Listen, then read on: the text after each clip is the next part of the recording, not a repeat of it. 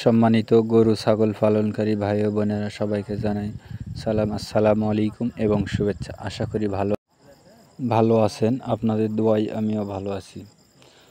আজকে যে রোগটি আপনাদেরকে দেখাবো এবং চিকিৎসা দেব, দেখেন ছাগলের চোখ একবারে বাইর হয়ে চলে আসছে, চোখের পাতা। এটি অ্যালার্জি জাতীয় একটি রোগের শুরুতে এরকম অবস্থা হবে, তাপমাত্রা অধিক পরিমাণে বৃদ্ধি পাবে। তো ছাগলের তাপমাত্রা 106 ফারেনহাইট। চিকিৎসার সময় হচ্ছে প্রথমে অ্যান্টিহিস্টামিন ফেনাডিল ভেট ইনজেকশান, এছাড়াও ডেক্সামেথাসন ইনজেকশান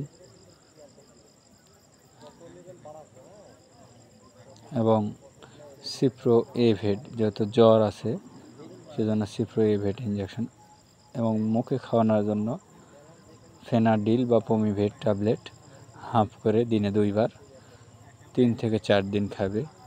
তো বন্ধুরা, অবশ্যই আপনারা আপনার পশুকে চিকিৎসা করাবেন।